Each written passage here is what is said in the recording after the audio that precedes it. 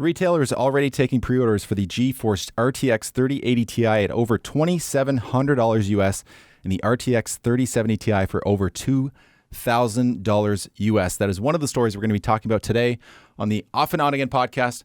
My name is Nick Laporte, and I'm here, as always, with my trusty co-host, METT, a.k.a. Matt.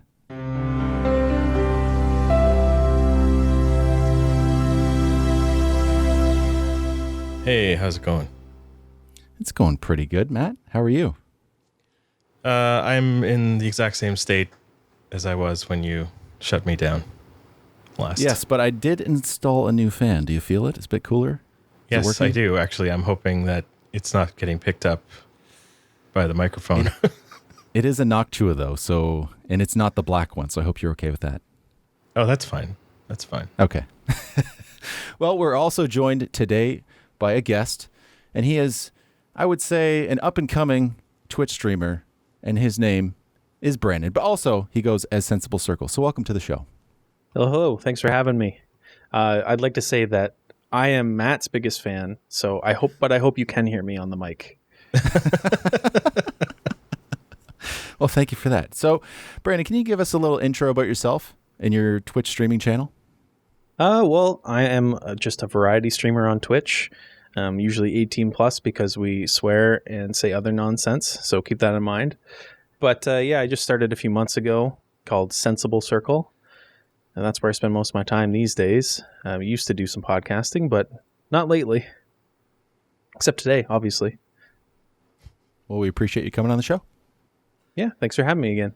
Yeah, so I have a few questions I want to ask you, but I think we're going to hold that off for a little bit later in the show because I want to get right into this first article about this retailer who is already put these up, this 3080 Ti and the 3070 Ti for pre-order. And these prices, well, I think we talked about this 2 weeks ago when they were already on sale. I think it was in Abu Dhabi. It was in the Arab Emirates for several $1,000s US, at least equivalent to that. But a tweet came out from thrift.pk. Which country is that? PK. Pakistan?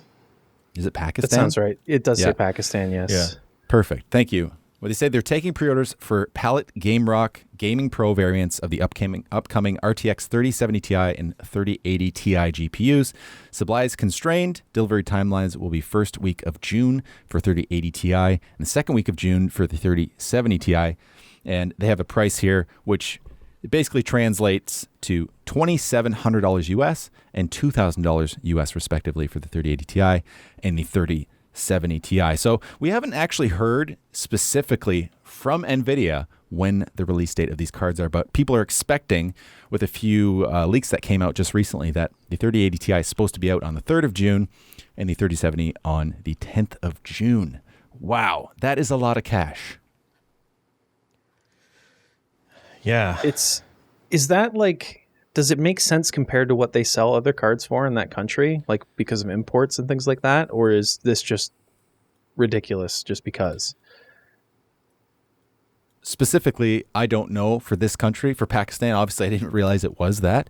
But from what we see here in Canada, in Australia, the prices that they've going for when it comes to, say, the 3090, I think that's definitely going to be pretty close to what it is because even I think Australia was probably the benchmark in the early days when the 3090 was out, and it was going for like, $4,000 Australian for one of those cards, and that would have been equivalent to something around $2,500 USD. So I'm expecting that's going to be the case, and I'm not expecting that they're going to be selling these in the US for that price. Like you're not going to be seeing $2,700 for a 3080 Ti, but I'm going to suspect that it's going to be in that price range when it comes to, after everything's said and done, and you're getting whatever it is, an Asus card or something like that, it's gonna be up there. It's not gonna be $1,200. It's gonna be a lot more than that.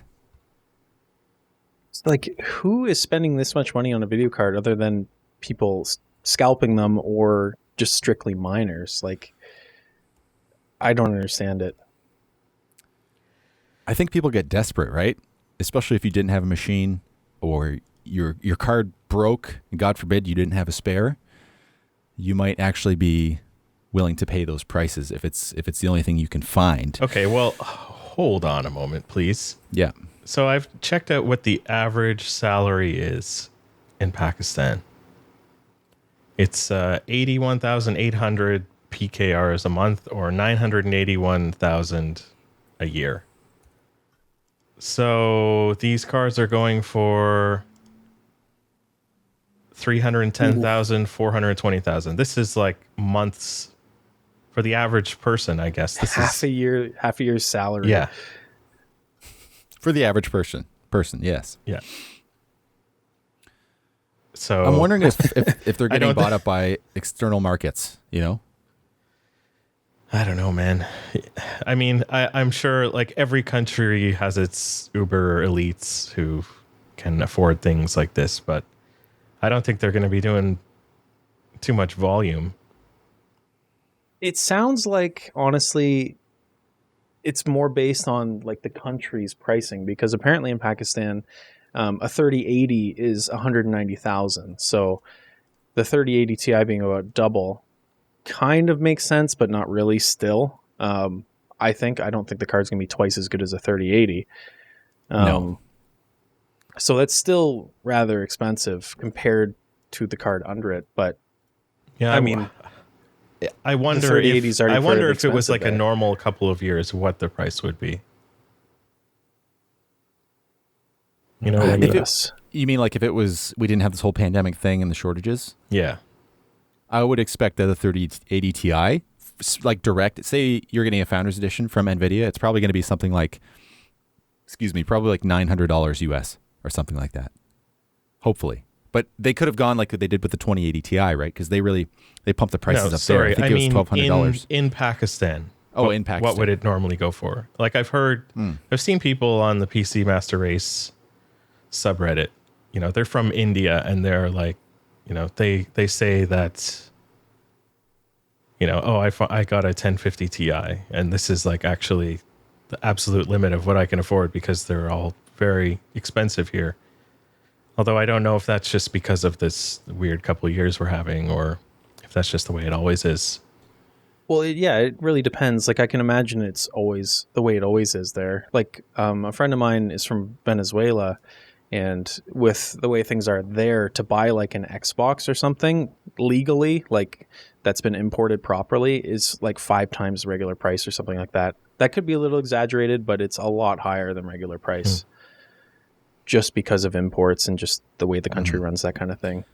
Yeah, that definitely makes a difference. But I kind of want to see this in context, like when it comes to the prices, because we kind of base everything off of what's happening in the United States and what kind of prices they're going on. And I know that, like, I don't know if it's the US dollars going down in value or what, but I've talked about this before on the show. We're seeing that we're coming closer to par, at least when it comes to the Canadian dollar and the US dollar. So if we go to, we talked about Newegg last time, but if you go onto like bestbuy.com and look at the 3090s, we're seeing obviously the Founders Edition's still on there for $1,500. But when it comes to third-party cards, you have something like, let's say a lower end, whatever, Asus Tough Gaming RTX 3090 with 24 gigabytes of GDDR6X is $2,000, $2,099. I would suspect that we're going to see that the 3080 Ti, when it comes with a third-party seller, it's going to be around $1,500 to, I would say, closer to $1,800. That's what I would expect too. Yeah. Because I can't even honestly tell you what a retail 3080 goes for MSRP at this point. But I'd imagine, what is it supposed to be, $800 retail or MSRP rather for a 3080? The Founders Edition? Yeah. Wasn't it $799, $800? Yeah, $800. Yeah. Yeah. So yeah, I'd say like $1,500 for a third party card would sound about right. Or was it less than that? I think I can't remember anymore. Less. Like maybe like it seems yeah. 700? Yeah, it's $699.99. Yeah, actually, it might have been like 800 or 900 Canadian MSRP. It was $920 Canadian. Yeah. Yeah. That sounds like guess. such Yeah, an amazing deal. Holy crap! Right? Well, I think we talked about this before. Like, there was a Founders Edition local here on Craigslist when they were first released for $1,400, and now I'm like, I should have bought that. Like, it's worth more than that now, I'm sure. It's so insane because I got lucky and got my 3080. It was like, I think it was $1,090 for the card I got. I can't even tell you what brand it was at this point. But then I went to sell my 2080, which I had put a water cooler on and everything. I put that up for $600 thinking that was a fair deal. And I was literally getting messages from people that were just like, LOL. And then look at the pricing now. Who's laughing, right? Ridiculous. Yeah, it was a mess. Like the whole secondhand market when it came to like Craigslist or Kijiji, it was a meme field. Like when you went to look at the cards that were for sale, more than half of the listings were just people trolling at that point. Like back in September or whenever, November, that time, it was weird. Did you guys check it out back then? I didn't look too much into it just because it was too depressing, the whole atmosphere there or environment of trying to buy a video card. Yeah. And when I posted, it was before the prices really skyrocketed on secondhand market. Yeah. So I'm looking more here. So I'm looking at the 3080s now on bestbuy.com, and the third-party ones are ranging from, let's see what the lowest I can see here, $800, and that's from EVGA, their lowest end one, and then up to just over $1,100, I think. So maybe I'm wrong. Maybe we're going to see the 3080 Ti under $1,500 US from the third parties. Has there been any leaks on like what kind of performance it's targeting? Is it going to be somewhere on par of the 3090? Is it just going to be stripped down 3090? Does anyone know anything about that? It's going to be essentially the same die, and I think it has a few less cores or something like that. Okay. And probably Slightly less VRAM. Yeah, it has less. It's going to have 10 gigabytes as we're expecting. Or sorry, 12 gigabytes, right? Oh, so two more than the 12 3080. gigabytes. Wow. Yeah, 12 gigabytes of RAM. So it's unusual. And the same thing, we talked about the 3070 Ti, still only going to have 8 gigabytes of VRAM. It just seems kind of strange. It is strange. But I think they're more banking on people using like developers using NVMe storage speeds and things like that to speed up the transfer of memory that you need to put into the VRAM anyway, so it won't be as big of an issue, but it's still yet to be seen. Mm-hmm. Yeah, this thing's going to be a power-hungry beast, though. Yeah, because if you want like a good example of what needs more VRAM is Resident Evil Village on PC. Oh, yeah. If you play that game with ray tracing on, it hits like a wall when you switch areas, where like I can run with my 3080 at 1440p above 120 FPS solid with everything cranked, but all of a sudden you'll hit a new area and it'll drop to the 20s, and you can't fix it without restarting the game. So there's a huge VRAM problem there, and I can't find more than like a couple people talking about it online, which is really annoying because I want to play it with ray tracing on to speedrun the game, but you can't because I have to restart the game just to get the good performance at certain points. That's disappointing. Yeah. Great game, though. Yeah. So is that for only one particular area of the game? It's usually when you get to like, there's like a little hub area in the middle of the map. Usually when you go through the gates for that, it'll just, I think it's loading another chunk of the info for the ray tracing data, and it would make sense that it's not getting rid of the old stuff. So your graphics card is just like overloaded at that point. It doesn't happen if you don't have ray tracing on. Okay. That makes a bit more sense. Yeah, do you guys think that the 3070 and the 3080 non-TI versions are going to disappear quickly after this launch? I don't think so. Yeah, I don't know. I think maybe they'll hold on to them. Well, I mean, they're already disappeared, right? Like nobody can find them. Yeah. But they'll probably hold on to them for a while until they come out with a Super or something. Unless this TI replaces Super, they're just doing TI everything. It just seems so strange to already come out with like more powerful cards when you can't even buy the old ones. I guess it's really weird. Yeah, I don't know why they're not releasing more low-end stuff. Yeah, I think they had it ready in their back pocket for when AMD was coming out with their 6900 XT. But since they really didn't feel like they had to compete with that as much, that they just waited till now But I think it's just the way things go. Like they have it ready. They've had it ready for a while. Might as well just put it out, and hopefully they can produce more cards in the total scheme of things so that we can actually get our hands on these things. So at least you guys have already got a card for this generation. Maybe myself, I could find one. Yeah, like I think the 3080 Ti makes sense because it's just a stripped down version of 3090, which is a different card. But the 3070 Ti doesn't make sense to me. Mm-hmm. So I'm just reading through the specs here. I didn't even notice this table was here. So this is on wccftech.com. This is where we got the article that was... it's there. I put it in the notes there. Retailers already taking pre-orders for the GeForce RTX 3080 Ti, so on.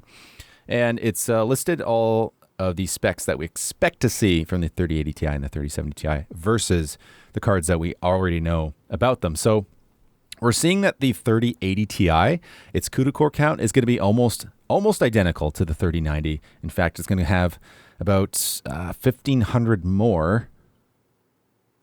Yeah, than the 3080. So it's only a few hundred CUDA cores within the 3090, and the same with its tensor cores. It's almost identical, very, very close. The only thing that's keeping apparently that's going to be the same from the 3080 is going to be the speed of the RAM. It's not going to have that 19.5 gigabytes per second. Sorry, gigabits per second speed of the 3090. It's going to have that 19 gigabits per second. So honestly, I'm not. It's probably negligible. Yeah, exactly. We're probably not going to see huge differences between the 3080 and the 3080 Ti. The same thing when it comes to gaming. Not a huge difference between the 3090 and the 3080. I'd say if you want native 4K going forward, the 3080 Ti is probably the way to go. But Yeah. even 3080 for 1440p is overkill most of the time, unless you have like that 144 plus refresh rate.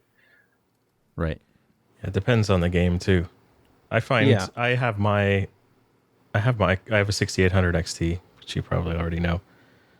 And I've been cranking it down when I'm playing most games. I'm still getting amazing performance, and the wattage is like it's like halved. Oh yeah, you just undervolting it? Yeah. Yeah, I've been doing that as well with my 3080 and keeping it like below 60 degrees when I play, which is actually really nice to do. Yeah. Can you believe, I'm just looking at this chart here. In about 3.5 months, the 3080 will have been out for a year. Really? Holy. Yeah, true. And it's year's like flying still by. so elusive. Yeah. Well, it's just like game consoles too. They're still really hard to get. Yeah. And Sony's projecting shortages on their consoles through 2022. It's unbelievable. I need a PS5 when Gran Turismo 7 or whatever it is comes out. When it comes to that kind of stuff, I think I'm like the luckiest person I know. I managed to get a PS5 on day one, the Series X on day one, and then I stumbled across being able to buy a 3080 like 30 seconds after it was posted to a Reddit thread. Yeah. Well, thank you for telling me because of you, I was able to get my card. Such a random shop too that I'd never heard of. Yeah. Some local shop out west. Yeah. I should have drove down there. Yeah. I probably could have. Yeah, so... Yeah. Sorry, what go were you ahead. going to say? Oh, I was just going to say that place had great customer service too, because if they didn't, I wouldn't have got the card. I accidentally ordered it for in-store pickup in Vancouver when I live on the other side of the country. But they specifically called me and fixed it. I should have picked it up. Kept it for myself. Yeah, they were good with me too. The card I originally bought never came in, so they offered me a different one. That's awesome. Yeah, which they had in stock, so they just sent it right away. Although I was waiting for quite some time. Yeah, I remember that. Yeah, so if you're interested in getting a 3080 Ti or 3070 Ti, don't hold your breath. There's probably still going to be shortages.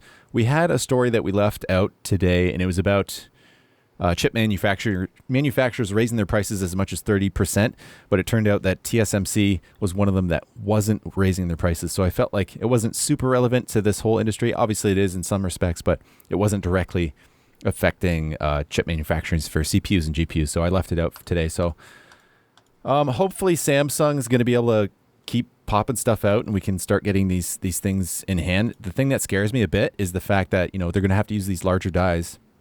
I'm pretty sure it has the larger one, right? Did I miss that? It's using almost the identical one to the 3090. So it seems like,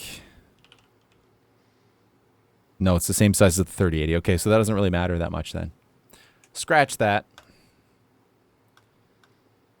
Anyways, good luck to anybody who's looking for a card. But it seems as though, to segue into our next topic, that NVIDIA is they're really trying to help the gamers. They really care. And a further step to getting GeForce cards into the hands of gamers. They're making one more step. And what they're doing is that they're going to be reducing the hash rate, not only that they've already done with the 3060, but with any newly manufactured 3080s, 3070, and 3060 Ti's. And I would expect the same thing with the 3080 Ti and the 3070 Ti to make them less desirable to miners. So it seems like they're going to be having the hash rate like they did with 3060 for these other cards. And that's only going to be for Ethereum, guys. And we've seen that people have already been able to crack this. So if it's really going to make a difference, I don't know. But if you are wondering if it's going to be known, it's not like you're not going to know if you're going to have one of these cards or not. It's going to be on the box. It's going to be specifically labeled that it has this Lite hash rate. It'll say LHR on the box. So, well, it's good that they label it, because honestly, like when I'm not using my card, I do mine with it, because why not? I'm not using it at the time. I didn't buy it for that purpose. I game a lot with it and I stream with it. But it's made me a decent amount of money just in my off time, which is nice. So it's good they label it so you know what you're getting into. But honestly, I don't know if I don't think this is going to affect sales at all, because one, Ethereum's not going to be mineable with graphics cards very soon.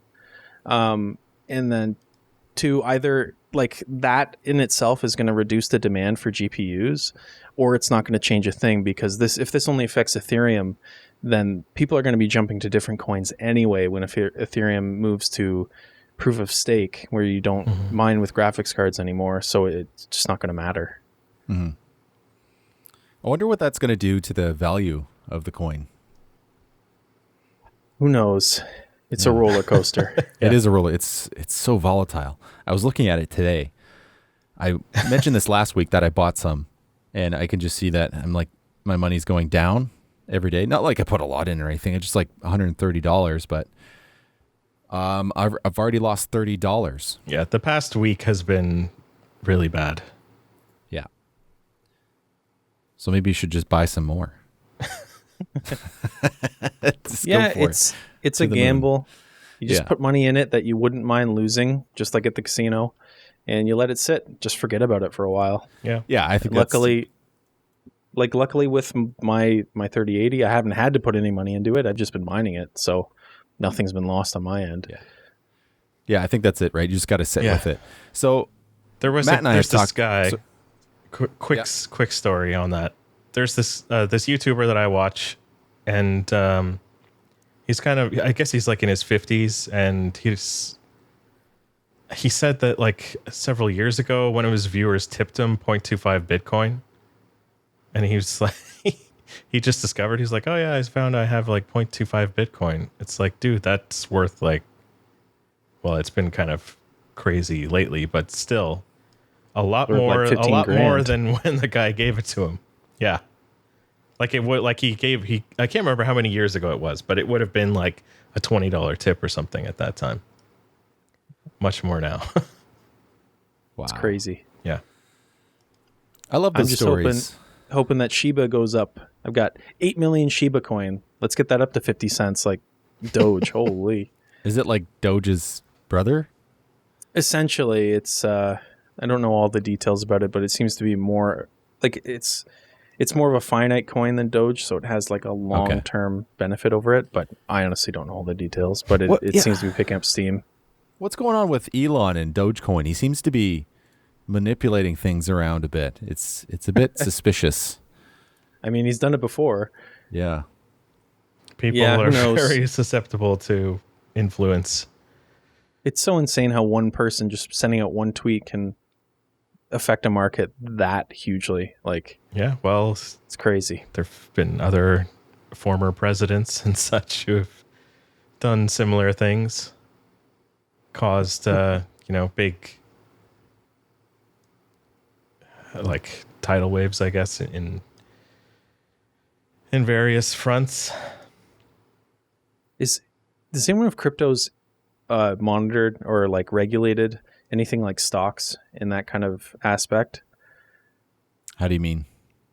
Like insider trading type of thing? Because like Elon with what he can do is just be like, he could sell off everything he had and say, oh, Doge is this and this, and make it drop and then buy it again. Like just on a whim. I don't know. I don't think so. I think we're going to talk about this a bit later, so we might save it for that. Fair enough. I definitely want to get a bit more into it. But I do want to ask you, Brandon. So Matt and I have already talked about this, about whether or not this is actually going to do anything. And more importantly, do you believe that NVIDIA actually does care about gamers and wants to get these in the hands of gamers? I don't believe it. I believe they can get it. They want to get it in the hands of anybody that pays them. Yeah. Why not, right? That's what they're in business for. Like, who cares who buys it to them? I mean, it does hurt their image if nobody can get them, but nobody can get anything right now. So, yeah, I think there might be a knock-on effect with developers, especially when, NVIDIA goes to them and it might even sponsor them to implement certain things that they might have on their graphics cards. And it turns out that very few people are buying those brand new graphics cards and actually taking advantage of that, and thus maybe not even buying the games that might have those features that people might want to use. Yeah, it could affect those people. Like, I love my NVIDIA card. I just don't like how NVIDIA does their technologies to where you have to have their card to use it, because it always goes that NVIDIA comes out with some kind of technology, and then AMD makes it, and it's open source. You can use it on an NVIDIA card if you want to. Yeah. Like DLSS is huge. Like, that is the best thing to ever happen, and I don't even know how long. Like, just the games you can run at high resolutions now, and that look better than native 4K. It's just unbelievable. Like, that's amazing. I can't wait for AMD to have an equivalent, especially for consoles. Because yes, we have these awesome consoles now too, but they're all AMD, and they're all, we're going to do 4K 120. It's like, no, you're not until you have something like DLSS equivalent on a 2080 Ti equivalent graphics card.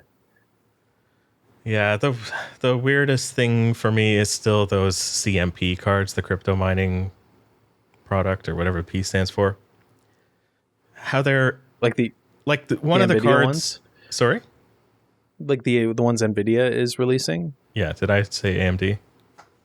No, you just didn't say either, so I wasn't sure. Yeah, the NVIDIA CMP cards. So there's this one of them. I can't remember the name of it, but it's like, what was it, like $600 or $700 US, and it's only good for mining, and it does 30 megahashes per second, which is not that good at all. No, like, it really isn't. It's pretty terrible, actually. Like, I wonder what the efficiency of it is, though, because that could make a difference for somebody buying a lot of them. But yeah, my 3080 does 95. Yeah, my RX 570, my old card, does like 27. Yeah, that's crazy. But yeah, I think they stated the wattages, and it wasn't that great. Like, they're based on older cards. I think it was based on a Pascal card or something like that. Yeah, because my 2080 does about 45.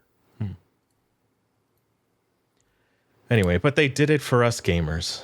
They are gamers through and through, after all. I just don't understand the logic, because yes, you're going to have other options for cryptocurrency miners to buy. They're still going to buy everything that does what they want to do.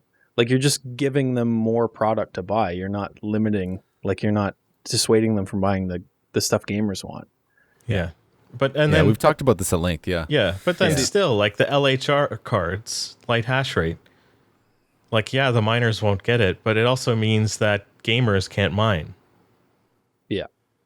Exactly. So it's just, I think, so why don't they cost less, right? So it kind of sucks if they're the same price. Yeah, I think but then if they cost less, miners buy them.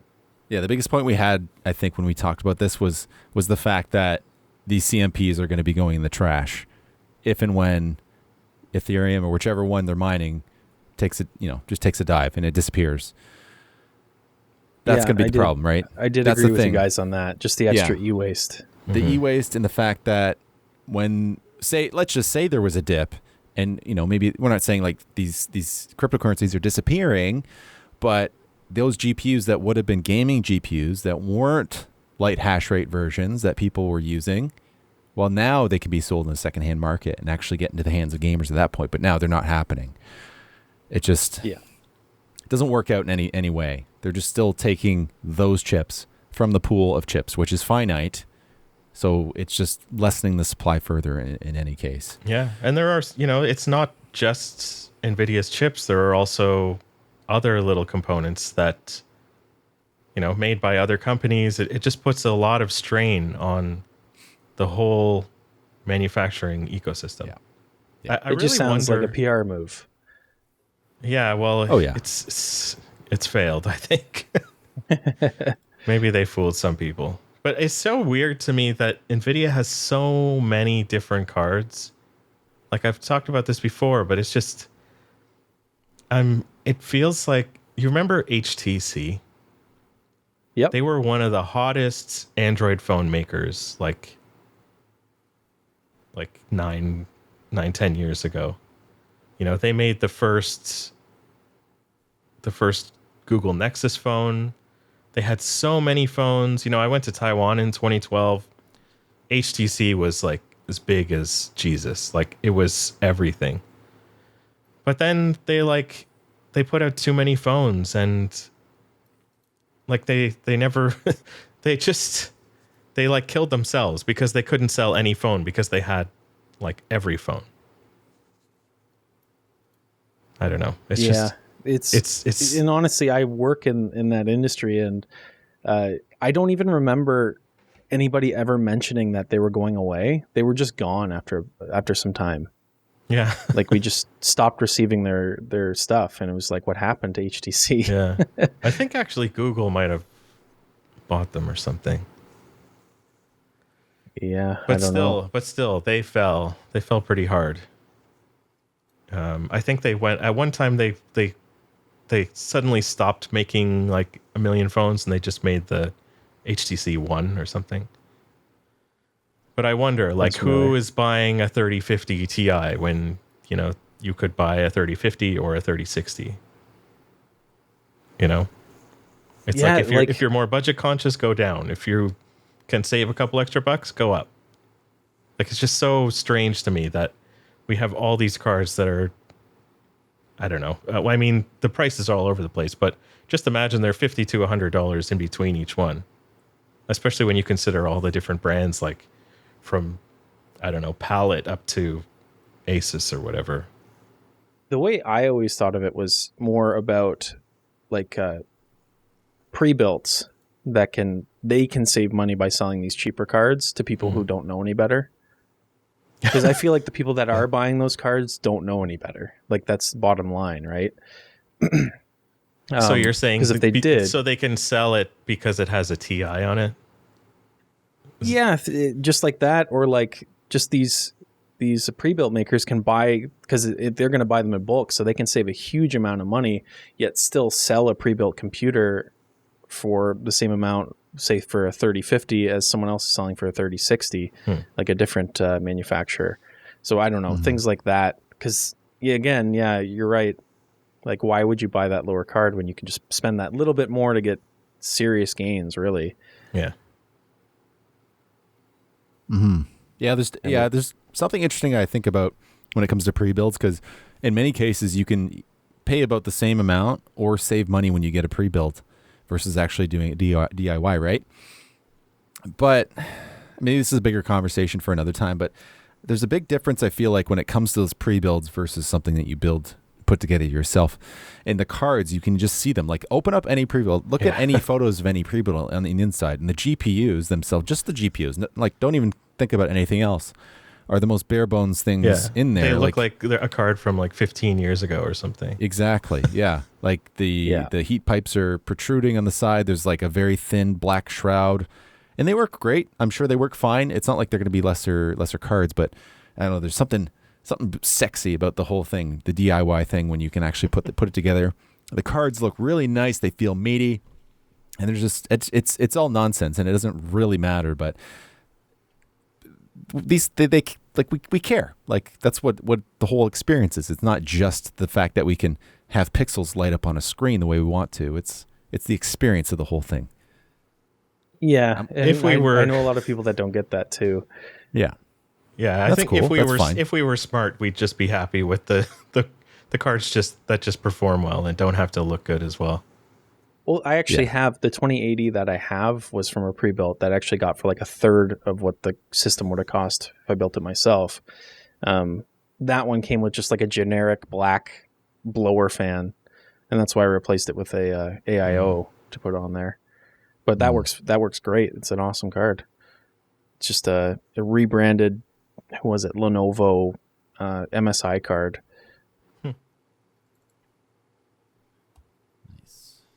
All right, so let's move on to the next story here. We got this from PC Gamer. The title reads, Bent CPU pins may become a thing of the past as AMD eyes major socket change. So I don't want to go too deep into this story. It's pretty straightforward. And this came from a leak on Twitter from Executable Fix at ExecuteFix. And what they had in their tweet is AM5, Winky Winky Face, LGA 1718, dual channel DDR5, PCIe 4.0, 600 series chipset. So that'd be something like, probably going to call it the 670X or whatever. So what we might see from the next generation of CPUs. So if you don't know already, when it comes to AMD versus Intel right now, and as it's been for I don't know how long it's been. It's been quite a while. It's been this way. It's got to be over 10 years that it's been this way. So when you look at the bottom of an Intel chip, that's LGA, that's land grid array, and you'll just see metal pads on the bottom of the CPU, and you'll see these pins that are kind of bent up in almost not quite a 45-degree angle, but they have kind of a slight bend in them, and all the pins are in the motherboard itself. Meanwhile, when it comes to AMD, on the bottom of the CPU, which is PGA, you'll see that the pins are on the CPU and they go into the socket where there's holes and you just stick it in. So that's the only difference. And honestly, there's no real functional difference. There's just a different way that there's going to be a contact point. So the reason why I want to talk about this story is just that, what do you guys think about the experience of buying an AMD chip versus an Intel chip? And would this be in any way a consideration for you to buy one versus the other? No. Okay. I've never built an AMD system nor bought one. But yeah, I guess I would be a little more scared about handling the AMD CPU. If like you drop it, you could potentially bend a pin or something. Mm-hmm. So like the way I see it, I do like it because the CPU is usually the more expensive part between that or the motherboard. Not always. So less chance to break the more expensive part makes sense. That being said, I've never bent a pin on a CPU, but I have bent a pin on a motherboard. Yeah.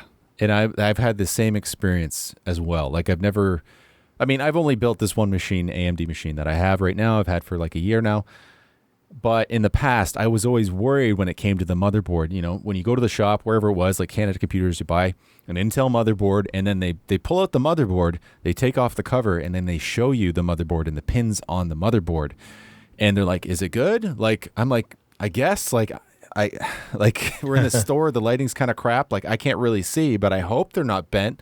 Like, that's what I worry about, because when it comes to AMD or any CPU, they don't open the box. When you open the box, you can't even return it.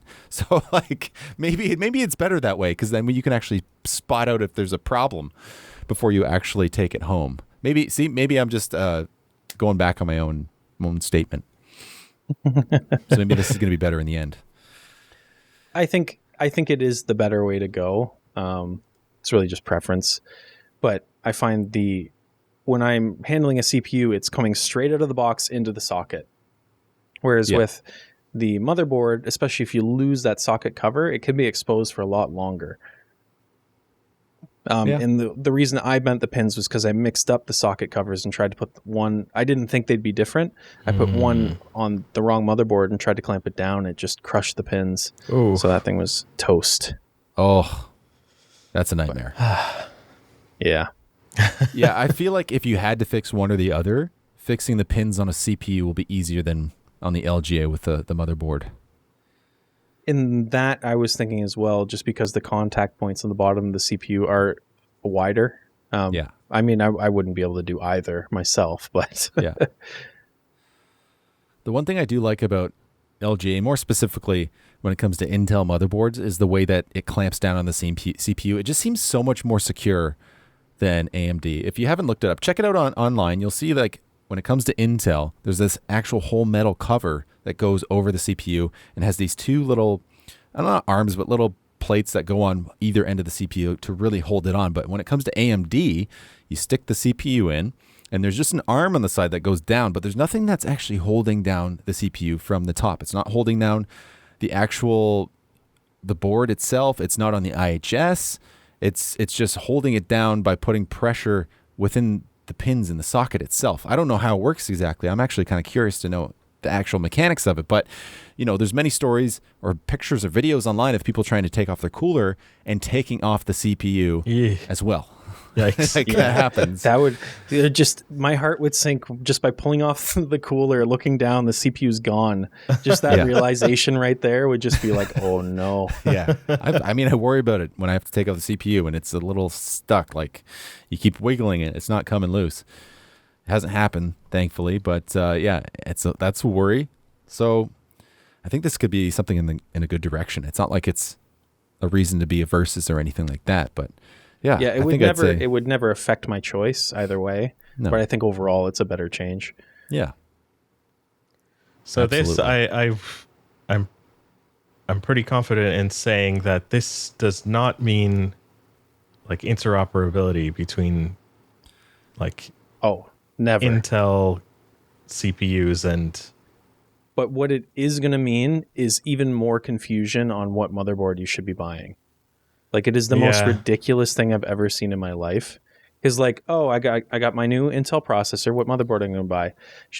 Wait, do I need a 590 or a 580? Yeah, because a 580 is AMD, a 590 is Intel, and there's like, it's sometimes very hard to know what the difference is, especially if you don't really know about computers like some of us do. Yeah, and especially like some of the Intel generations as well have been pretty similar. So yeah, it's also been confusing. Like the 800 or I guess the 8th and 9th gen. Well, I mean, could sort of run on each other's boards, but not optimally. Yeah, like I'm running a 10400 on a board that can run the 11 gen as well. So it's weird. This motherboard has PCI Express 4.0, but half the board just isn't active because I'm using a CPU that doesn't work with it. Yeah. It's weird. And you know what? I wish... you know how they like dumbed down Wi-Fi names? Like it's no longer Wi-Fi AC and AX. It's now Wi-Fi 5 and 6. And I guess 6E or whatever. Because it was getting like, for people who didn't know, like I was there, man. I know A, B, what is it? A, B, G, N, AC, AX. Am I missing any? But anyways, probably the like the CPU slot names like LGA 2011 or whatever, like I wish they would like just increment or be like anything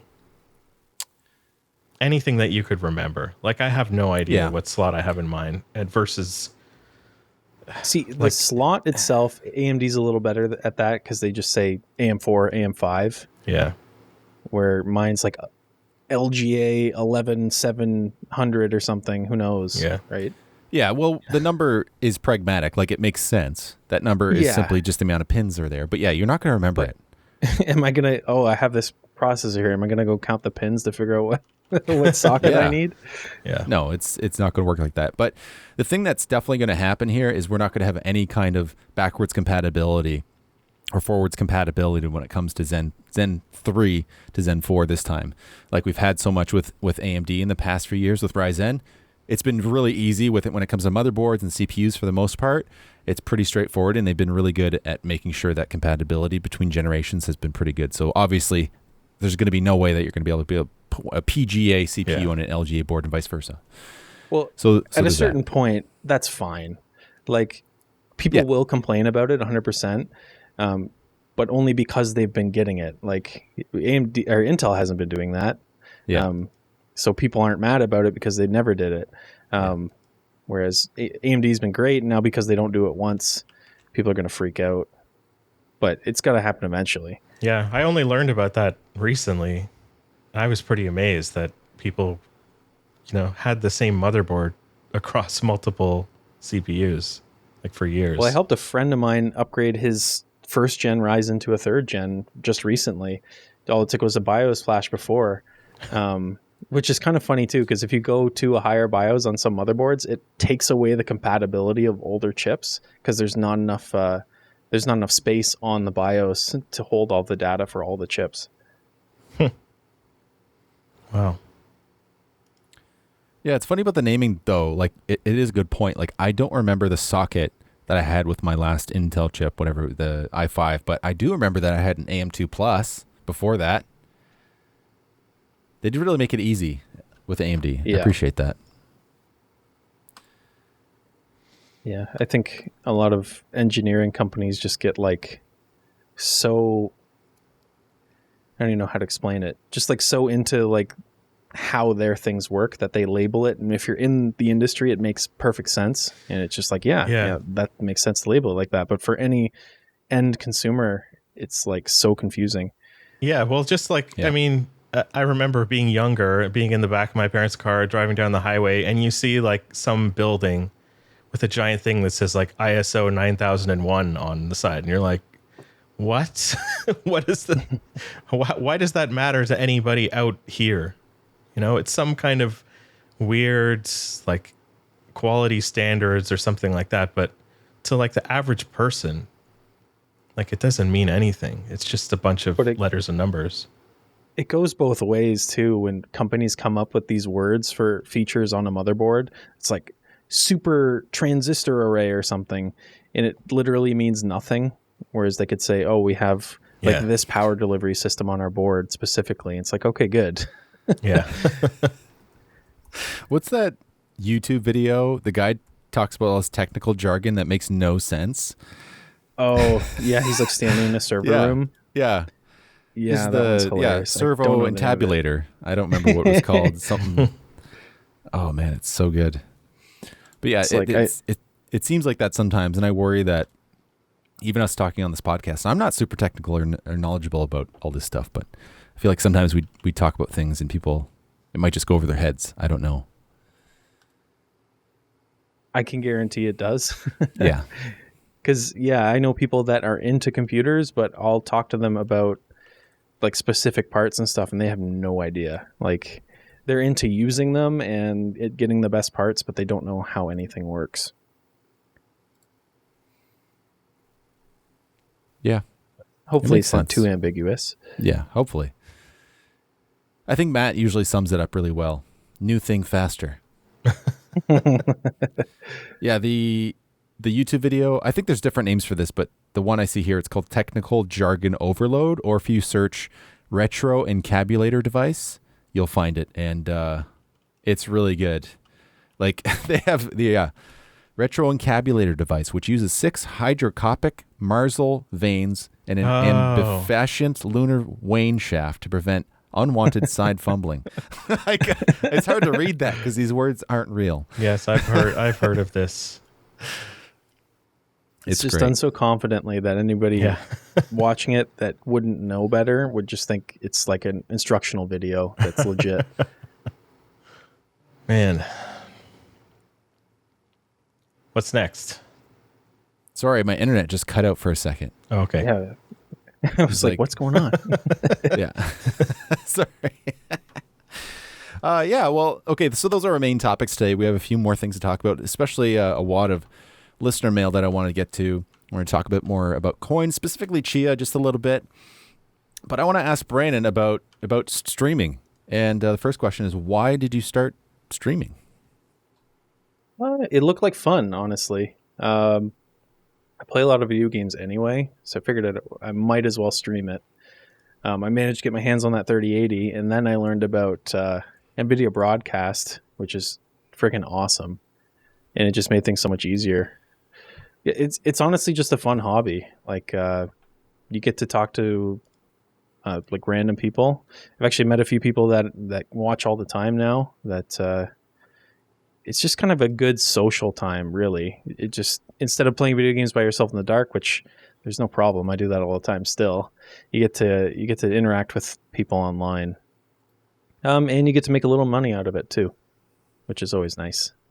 Little bonus. Mm-hmm. So you can pay for your computer. Little side hobby. Yeah, just a good time all around. So how many gaming systems do you have right now? So like in my life, I know a lot of people who like to game, but out of anybody, easily number one, you would probably be the biggest, what we call quote unquote gamer that I know. So how many gaming systems do you have, including PCs? Okay, let's see. Well, I got 2 PCs, one in here and then one in the living room for when I want to play on the TV, just because I could. Because honestly, I'm probably the luckiest person to end up with like specific PCs with the prices I paid for them. Then I have the original Xbox. I have an N64, the Wii, Xbox Series X, PS5, PS3. So including those 2 computers, 7. Which doesn't sound like a lot, but I can play pretty much anything. I mean, it's quite a bit to me. I have one. It's only my PC. Oh, I have a laptop. I guess that counts. I can play games on this thing. So, add the Nintendo Switch. I forgot about it because I don't play it. 8. Decent. Same. Decent. You can count your smartphone too, right? You play games on that? I could, yeah. I guess I would count that as Xbox though, just because it's Game Pass that I use. Fair enough. So you did mention this PC.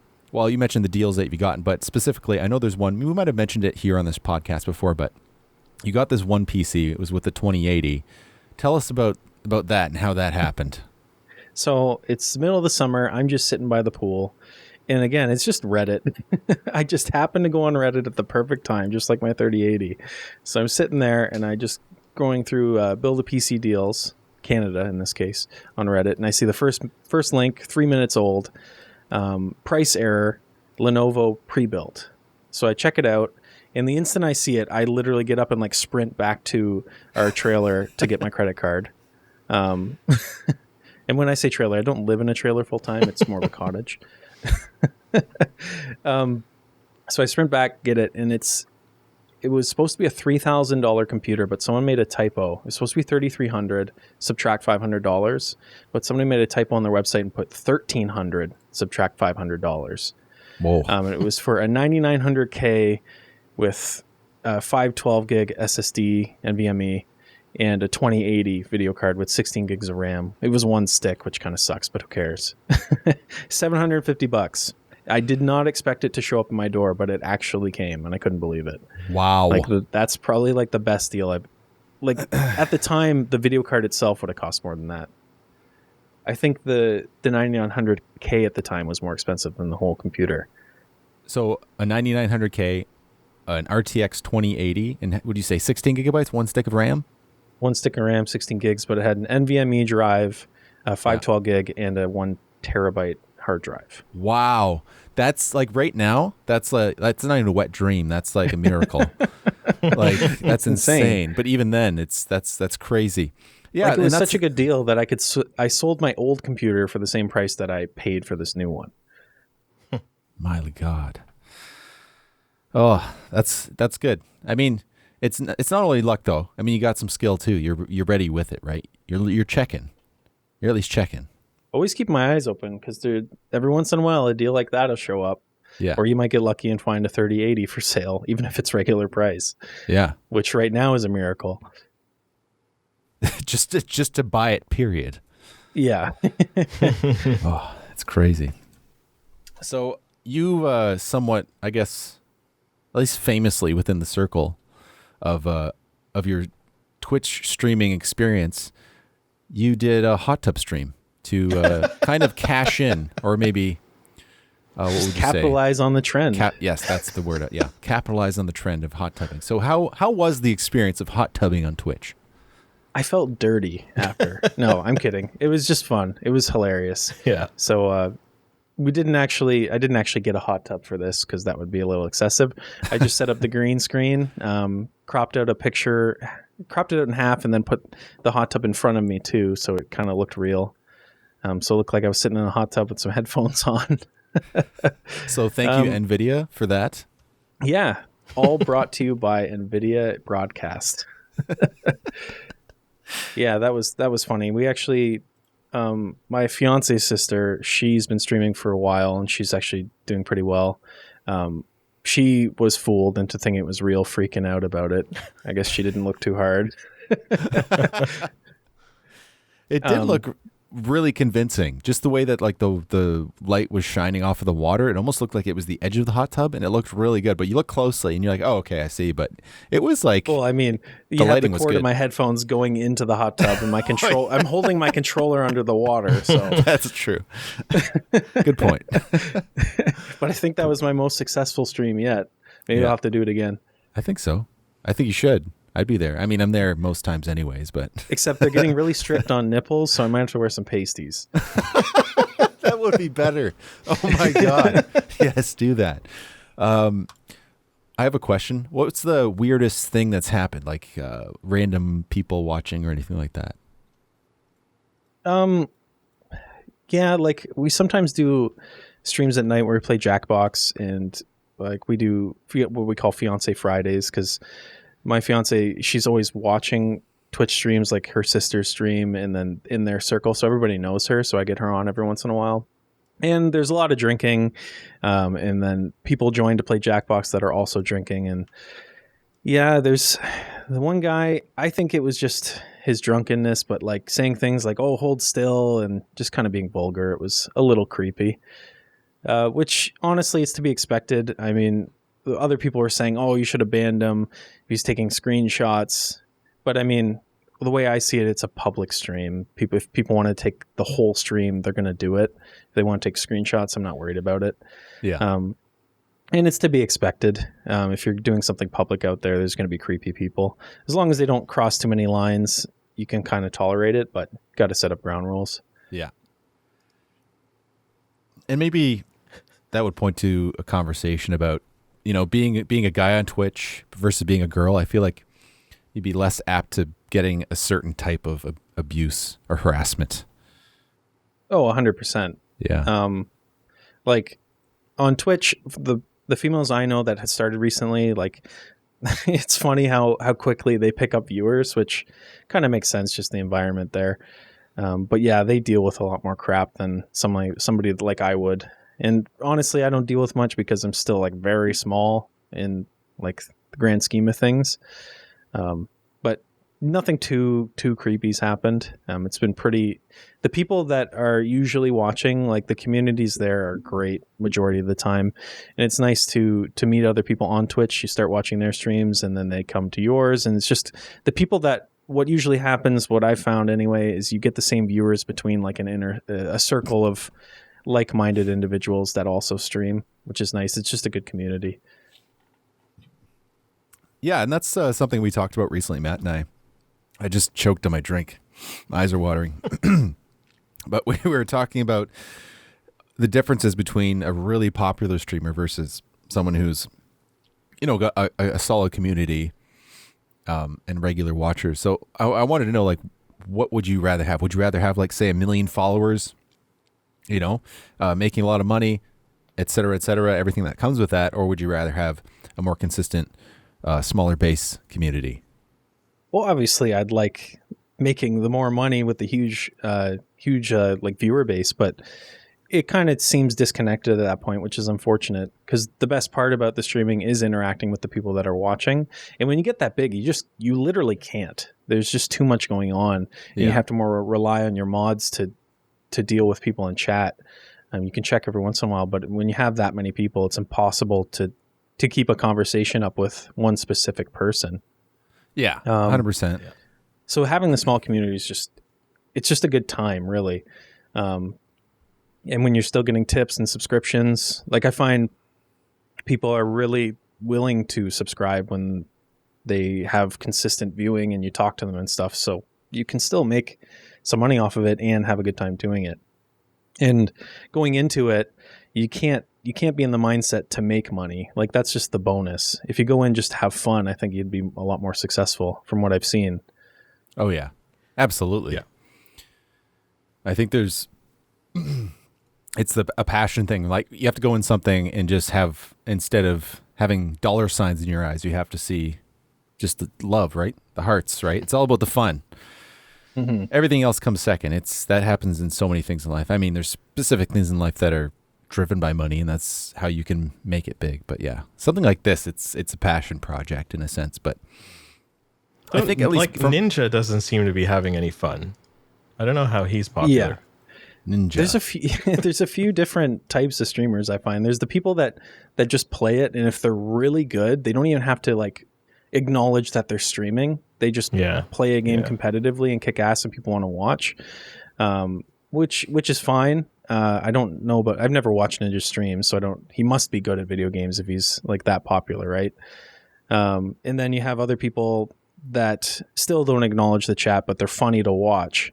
Because I know like YouTubers, especially people like Video Game Donkey and stuff, when they stream, they're just playing a game and commenting on it. They don't even usually have like a webcam set up, and the amount of people that watch is insane. And then you have the smaller communities where you get the repeat viewers, where you can actually sit down and have conversations. Like the biggest, I think the biggest, what's it called, category on Twitch is just chatting, which that just goes to show right there. Just people talking to their viewers is a huge market there. I mean, the Hottub streams have boosted that like crazy, because whenever you open Twitch, the Hottub stream is like the top one, and then you got like 10 to 15,000 people watching this girl sitting in a hot tub. But I think they've made a new category for that specifically instead of just chatting. Okay, they have a hot tub category. Yeah, pretty much. Wow. Yeah, it's a funny thing. Like just soaking. Like I can understand. They should have called it water sports or something. That would be funny. Yes. Yeah. I can understand how that happens. Obviously, like look at OnlyFans. Like OnlyFans wasn't designed for what it's primarily used for now. Really? But it went that way. No, it was meant to be literally like an executive Twitter. You know, a VIP Twitter. Which it is, but for a very specific genre of Twitter, so to speak. Or naked Twitter. Naked Twitter, yeah. So yeah, you can see how it can go that way. Especially when you can. There's a lot of controversy around the hot tub streams, which I understand because it was made for video games, but it evolves and it's making Twitch a crap ton of money. So you can understand why they want to keep it around. Yeah, 100%.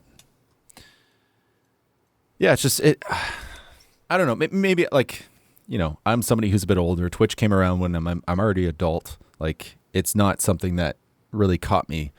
And I really haven't really watched it much, only very seldom until you started streaming and I started watching your streams pretty regularly. Almost all of them that you do, I'm usually there, at least for a portion of it. And I appreciate it.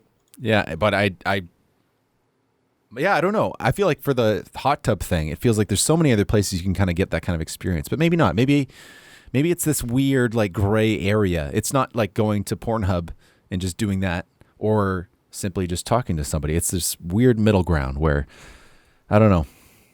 There's a lot of different theories behind it, and it's like, there's also like a theory, it's kind of like a pseudo relationship for some people.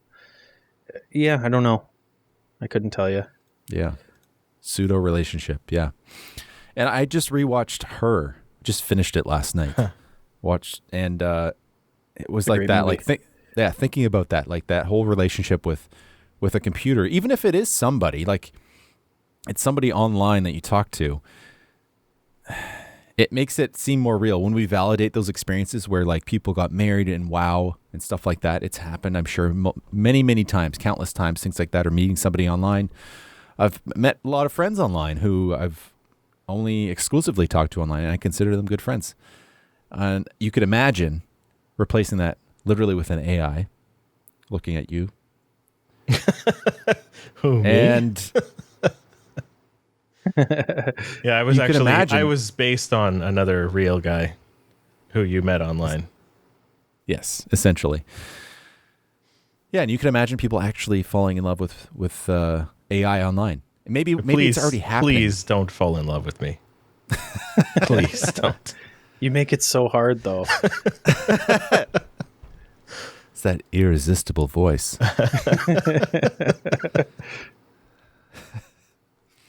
But yeah, it's I don't know. Twitch is something, and this whole internet culture is something else. And it's going to be interesting to see the next generation of kids growing up and see what their thing is going to be. Because I feel like Twitch is very much the kind of like more teens right now. The people who are getting into their 20s, it's that generation who kind of own it in a sense. So what's next? What do you think? What's after Twitch? We had the YouTube, we got Twitch now. What's the next thing?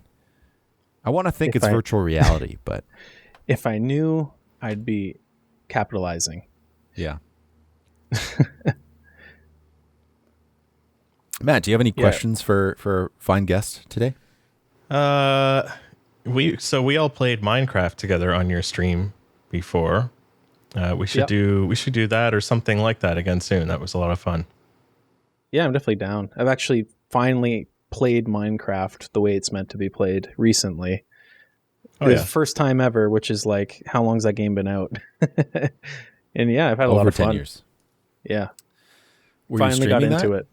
No, I wasn't. We just have my friend has a server set up, so just been jumping in there every once in a while. Oh, that really? game is like, honestly, it's revolutionary in like so many ways, just because like if I'm addicted to building a building in that game, it takes a long time if you're not playing in creative mode and not using cheats.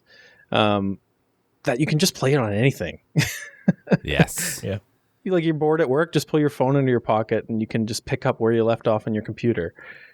I was on an airplane with a Xbox One controller and my phone, and I played Minecraft the whole flight. It was awesome. Crazy. It's so cool. Okay, is this a survival server? Yes. Oh, come on. Can I get in there? Likely, yes. I joined our sister on her server and her friend's server, and it was creative, and I was like, it's just not, it doesn't hit right. It doesn't hit right. It gets too boring too quickly. No consequences. Yeah, I need the challenge. I need to be able to die. That'd be fun. Yeah, what can we stream? The trio. What would be fun? I mean, that was a lot of fun. I had a lot of fun playing Minecraft, going and finally defeating the dragon. That was a blast. Mm-hmm. But what else is on the table? Something a little more, something creative. Nothing comes to mind. Like something a Mario Party we were thinking of doing actually. Just connecting some Dolphin emulator. Oh yeah. What about Pummel Party? Yeah. I've never heard of it. It's like Mario Party. It's came out recently, not too long ago. Yeah, it's a something ripoff, silly honestly. like that's always fun. Yeah, that'd be good. Absolutely. I would love to get you into F1 to race with us, but I was just going to say that. yeah. I get my butt kicked. Yeah, it would be. He'd be Mazepin for sure. You can give me a 1 minute handicap head start in the race. Sure, yeah. That'd be fun. We'll figure something out. Anyways, you can follow Brandon at Sensiblecircle on Twitch. Oh, and for plugging, make sure to check out Millennial Movie Buffs because I Yes. do that's on Instagram. We do movie reviews there.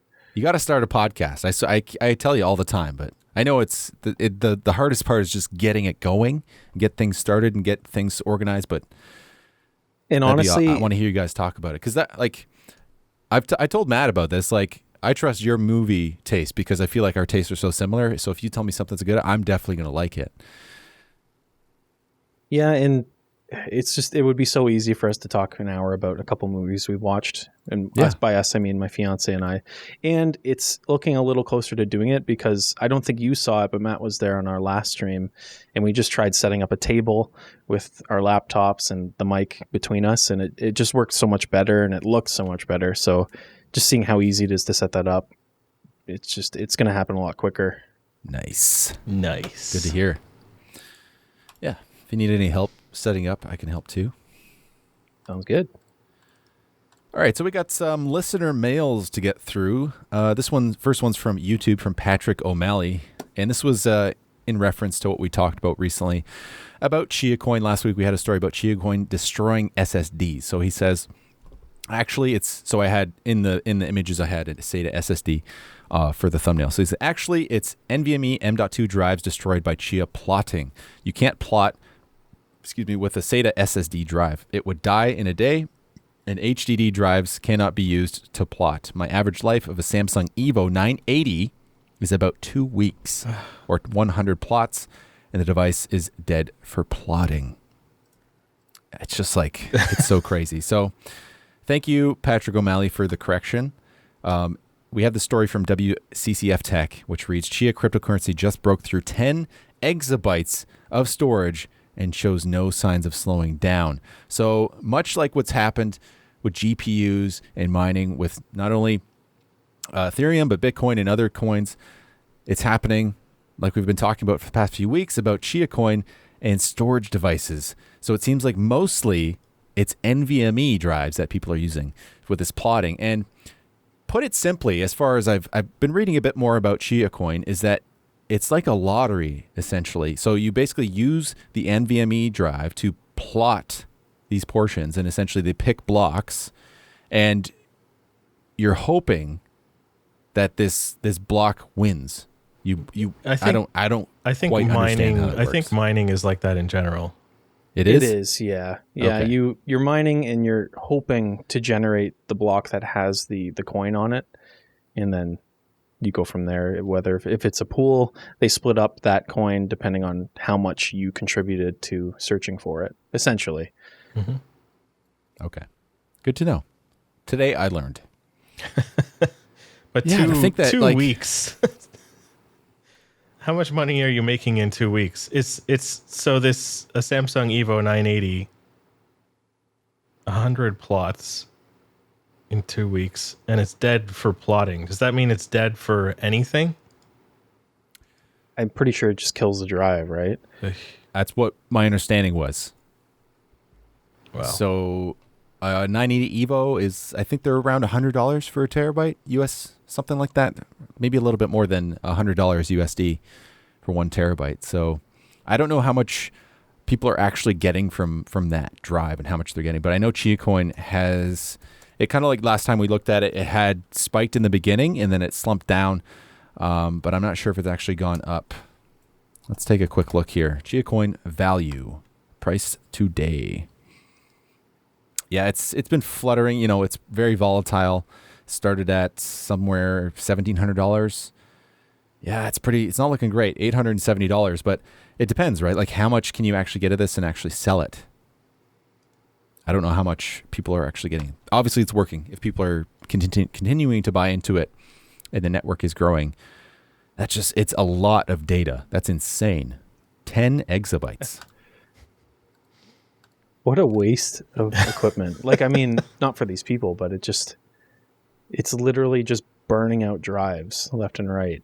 Yeah. And honestly, we mentioned earlier about Elon Musk and his kind of shenanigans and what he's doing with Dogecoin, but I think he has a good point when he mentioned that he thinks these coins should be more sustainable, they should be more environmentally friendly. I think there's got to be a better way to do this.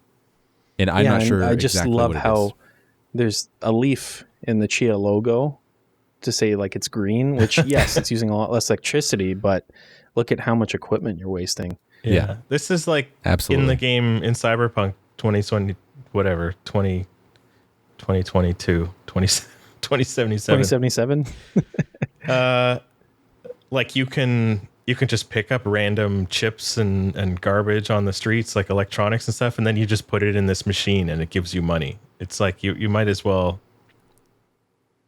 just do that. Like just start collecting garbage and recycling it for parts or something like that. Like melting down broken SSDs for precious metals. Yeah, like I wonder how much can be retrieved in recycling one of those chips. I don't know. Anyway, it's hopefully it's enough super, for it to be worth it. Super weird. Yeah. Super weird. Yeah, so we have another message from Spiker Speed. He says, Bitcoin is the only crypto that makes sense because it provides an actual use case, an undilutable source of value. All these other crap coins are just get-rich-quick schemes cooked up by developers claiming to have somehow innovated.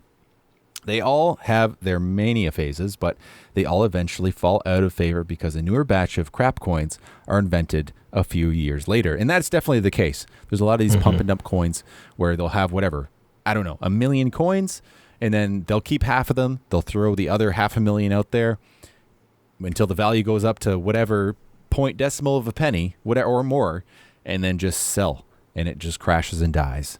And that does happen quite a lot. There's a lot of coins out there, and I understand there's like some validity when it comes to Bitcoin. It's been the highest valued by far, and it's been, I guess, one of the oldest ones for sure. Yeah, well, we talked about this. I mean, again, I'm not an expert at all, but when he says an undilutable store of value, this is what we were talking about like last week or a couple weeks ago. How with Dogecoin, they can just keep on making more and more of them, thereby diluting the value of any existing coins, right? Yeah. But Bitcoin and I guess Ethereum, they have a finite like amount that can be created. Mm-hmm. So in a case where, let's say, Bitcoin actually starts getting used more regularly as currency, and say, I'm not necessarily has to replace any kind of fiat currency, but if it's being used more widely, it's actually going to go up in value because it's going to be, it's not only undilutable, it's going to be a shrinking pool of currency because people are going to be losing it in any case. It's already happened. It's going to keep happening unless they have some way of getting it back. But if it's on a physical drive and that drive's destroyed, I don't think that's possible at all. And what I would expect to happen eventually is just more and more coins get adopted, because like something like Doge even is being accepted by more and more places as a payment method, where you like Bitcoin is great, but it's to use it day to day to purchase things, to have to use like 0.00001 of something to buy something is just ridiculous. So there's got to be those coins that come after, like Ethereum or something, that are like your Bitcoins, your dollar, your Ethereums, your quarter, like in that kind of way. Well, I think each of these currencies have their dimes and their nickels and their loonies and stuff. Yeah. Like I think Bitcoin has Satoshis or something like that. And I know Ethereum has a whole bunch of them too. Like going down in like, you know. Yeah. See, I don't know that in depth about it. Yeah. I just mine it. So how much Ethereum do you mine in like a month, say? It really depends. Like usually daily I can make, I think it's 0.005 of a coin. Let me just double check here of an Ethereum coin. Yeah, 0.005 I can average. But what's funny is like, say the day that crash happened, it looks like a lot of people pulled out of mining. So the amount I was getting every time was doubled.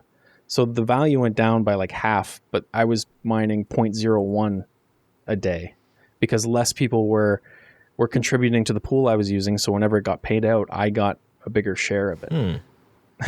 So that fluctuates as well. But when I first started doing it in January, I was getting about 0.008 Ethereum a day consistently, but now I have around 0.005. But for me, that's fine because the value has also gone up since then. So I'm still making more than I was before in dollar value. Right. Yeah. Just also, as we always have to mention, this is not financial advice. We're just having a conversation about this stuff. But do you plan on holding most of your Ethereum coin now? Oh, yeah. And like what I've been doing, because again, I'm not actually putting any money into this. I'm just mining it.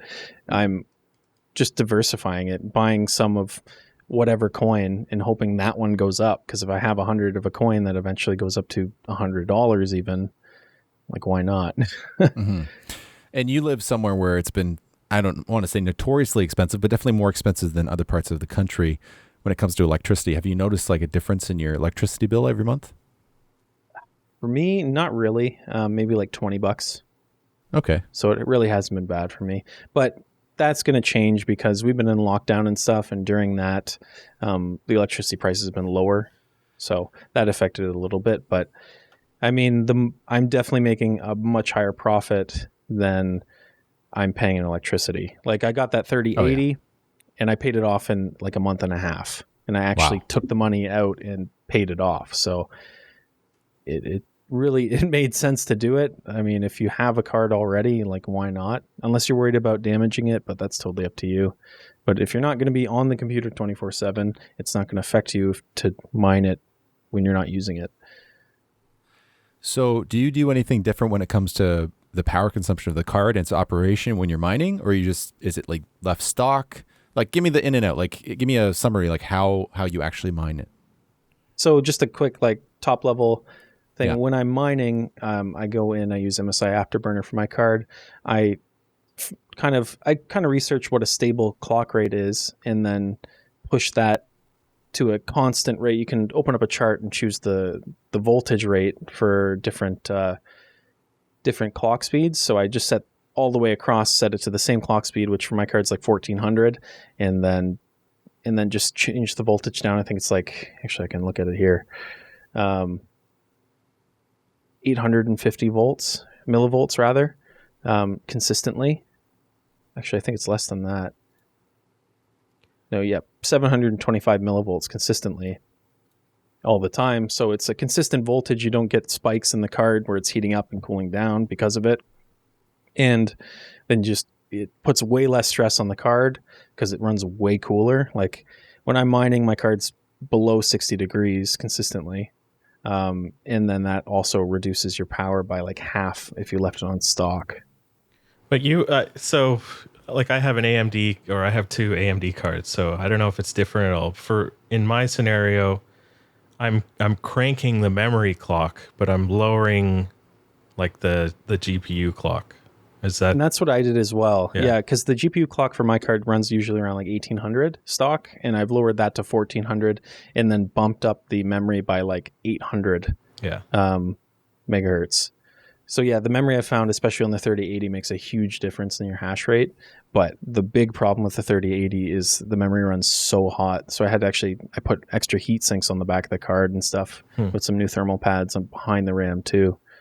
Because now you can actually monitor that. I can't remember the app that can do it, but you can get the actual RAM temperatures, and the card may be running at like 55 degrees, but the RAM gets up to like 100 sometimes. It's crazy. That's it's really hot. Yeah. Very poor cooling on the memory for the 3080 and especially the 3090, because there's actual chips on the back of the card that don't get cooled on a lot of models. Yeah, that's a good point. You haven't put any aftermarket cooling on your 3080, have you? No, I just bought some heat sinks on Amazon, threw some thermal pads on them, and put them behind the RAM. It's lowered it a few degrees, so it did help a little bit. Worth it running it that often. Mm-hmm. It's interesting. Thanks for sharing that. No problem. We have one. He's taking notes. His 1070 is going online tonight. I can't do it. I can't. If that thing dies, I'm screwed. Yeah. No, but at the same time, I'm like, yeah, maybe, you know what? My mind's changing about the whole thing. Like, yeah, if I could get a 3080, I could mine enough Ethereum to pay it off. I'm like, yeah, that could be something I could actually look at doing, but I don't know. We'll see. We got one more message here. This is from Sav. Is in regards to the GFX card shortage, scalpers and bots are one thing, but the manufacturers and retailers could be doing more about it as well. They aren't. These cards would sell themselves to everyday consumers for the most part. ASIC systems ASIC systems are so efficient now for crypto miners. If you're a serious miner, I can't even read. Welcome. So, where are these cards going? Let's start the whole show over. Yeah. Yeah, I have a good thought on this one. Okay, go ahead. They're buying everything. That's the thing. Yeah. Yes. If an extra ASIC miner card comes out, that's awesome. Yeah, they're going to buy that too. Like they're not just going to stop buying the other cards because the ASIC's better. They're going to buy both. In the ASIC cards, they're way harder to get because massive companies like NVIDIA aren't making them. So it doesn't matter what other alternatives they come out with. They're just going to buy those as well instead. Yep. Like, why wouldn't you? And yeah, and there are still gamers who want to buy cards and can't get them. So like the demand is still there. Like poor Nick here. And honestly, with the way things are right now, just like the crypto mining isn't affecting game consoles, and you can't buy those. So it's really just, I think, the environment right now, because everyone's at home for more often than they used to be over the past year. So people are buying them just because they want it as well. So there's just huge demand, not only because of crypto. Mm-hmm. Yeah, I think you're right there. That's kind of the thing I wanted to point to, is the fact that people are at home. People are buying this stuff up. I think and it's been said before that even before the new consoles were released, the PS4 and the Xbox One, Series S and Series X, or sorry, Xbox One X. See, they messed up. We're getting obsessed about naming on this podcast, but they really messed up. Xbox One X and Xbox One S were selling at higher volumes than they ever had before right before the PS5 and the Series consoles came out. So I think it's bigger than just bots buying these up and miners buying this up. It's a lot bigger than that. There's so many different factors happening that's making these shortages happen. This is the first time ever I've considered buying a graphics card right when it came out. It's never even been a thought, just because it's so expensive. But the leaps and gains you got this generation, especially on NVIDIA, it was just so tempting that I wanted to buy one, even though I already had I already paid for the PS5 and the Xbox Series X. I still wanted that 3080 just because it was so awesome. And when I purchased it, it was on a whim because it was available, but I hadn't even thought of mining at that point. It didn't even cross my mind until after I'd already ordered it, and someone mentioned it to me when I was trying to sell my 2080 on Kijiji or Craigslist or whatever. They're like, why would you sell it? You could probably mine it and make double that in a year. And because of that, that's the only reason I started mining. I didn't even think about it before that. Mm. Well, it's a good thing it's working out for you. Yeah, and those people that could have bought that card again for $600 lost out. Yeah, find that LOL guy. You should just message them back. LOL. Just be the biggest ding dong. Just show them how much Ethereum I've mined. yeah, exactly. That'd be funny. Okay, we got some gaming news-ish. This is from our WCCF Tech. Again, this is mesh shading enables 1.8 billion triangles in Justice MMO, running at 4K at 60 on an RTX 3060 Ti. It's the mainstream of future games. So they actually released an article a few years ago about this, showing off this is from NVIDIA, their Asteroids demo, where they were using this mesh shading technique, and it hasn't really been implemented practically yet in games. So this is kind of a big deal for that's actually being used. So simply put, it's a new way to get shading to make it much, much more efficient, so that it's only really affecting the pixels that are being shown on your screen. So that's not actually using more horsepower to make the shading happen when you're not even going to see it. So this is just one of those things got to be added on top to something like DLSS, where we're going to start seeing smaller and smaller devices, more and more efficient, being able to pump out really, really nice graphics. This is something that's supposed to come with DirectX 12 Ultimate, right? Exactly, yes. It will be also, this is not just for NVIDIA cards. It will also be will work on RDNA 2 based cards like the RX 6800 and its brethren, so to speak. Cool. So have you guys heard about this stuff before? I saw it when they first announced it, for sure. Like this kind of stuff along with DLSS, this is like what we need now. Just to couple with the new gains they're getting with new graphics cards, like this stuff is going to be huge, especially just to keep a generation of consoles going longer. This stuff being implemented just changes everything. Is this an NVIDIA technology or no? It seems to be. Yep. It is. So it's probably not coming to consoles. It is a feature of DirectX 12 Ultimate specifically. Okay. And if it's going to be working on RDNA 2 based cards, hopefully that'll be. Oh no, it says right here. Yeah, it'll be on next generation consoles. Okay, cool. Yeah.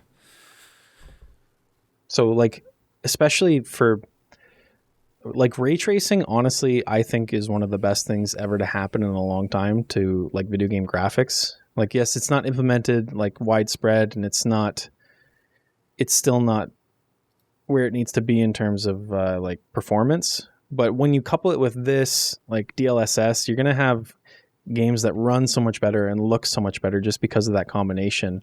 And then something like it's just going to change the way games are made as well. But that's what we need, is that shift and everyone moving over to it, which is also limiting because you need to have a new graphics card to run a lot of this stuff. So it's going to be a while before all this stuff is implemented, because a lot of people are going to not be able to play games, period, if they switch their development over to just using this kind of stuff. Nick, I don't know if you heard. F1 2021 has ray tracing. Ooh. Really? Not for you, though. Nick. Not for you, though. Yeah. You peasant. Yeah. Well, supposedly, like AMD's FSR technology is coming out next month. F1 2021 is coming out the month after. The FSR is like the DLSS thing or whatever. Yep. So yeah, I'm really interested to see how the performance will be on that. Because I mean, if it's not good, then I won't be using it. Because for a game like F1, you need every frame. Yeah, frames matter there better. What would you say is an acceptable frame rate, though? Like low end frame rate? 100. 100? Yeah. Yeah, I was going to say 90. Yeah, that might be tough with ray tracing for sure. And honestly, in that kind of game, with you moving so fast, I don't really see it making it all that much of a difference to the way it looks. Yeah. Like, it will look better for sure, but I don't think it'll be that important because you're not going to be focused on much, especially in a racing game that quick. Yeah, I'm more interested in a bit of a change up of the lighting, because it feels a little dull to me in that game. But we'll see. But a lot of the times as well with ray tracing is people do find it makes some games look more dull because it is natural. Yeah. It's just like proper HDR. It's more of a natural look, which can be less pleasing to the eye in some cases when you have lighting baked in by an artist that looks really good, but might not look real. But I think it would help F1 a lot if they can keep the performance up, especially if you get that DLSS equivalent that might just tip the scales to be usable. Like, that game has such low system requirements that I'm seeing here. Yeah. Yeah, it does run quite well as it is, but yeah, like we mentioned, ray tracing is quite demanding, and I don't know if it'd be worth it in that case. Like, I don't know if it's something that I would personally want to have added on. Like, if it would work well, yeah, why not? But I don't know if it's going to add too much to it. But it will be interesting to see how it looks. I'm curious about that. For racing games specifically, like, what else do they really do to push the graphics forward? Because from what I'm seeing, it looks like that game's very CPU heavy and not GPU at all. Because even for F1 2021, it says graphics recommendation is a 1660 Ti. That's recommended, or an RX 590. So ray tracing looks like the only option to get them to like pump some more horsepower into this game. Because with that, it says a 3070 or 6800. Yeah, most of the car liveries are like matte finished anyways, so there's like isn't really much fancy reflections or anything. Yeah, it'll probably just more be like just the total atmosphere, the overall atmosphere. What's it called? Global illumination from the sun and through rain and everything like that. Yeah. Rain would be great. Yeah. And I think the road surfaces might benefit from it. Rain is never great, Nick. What are you talking about? Nobody races in the rain.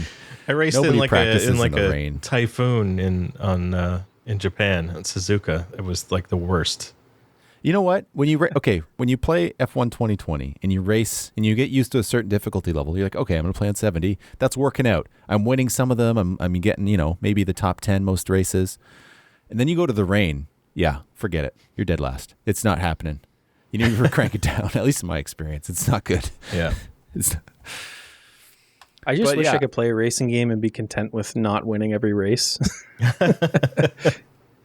I found that though. That's what I found when I've been playing F1, and it's been a good experience.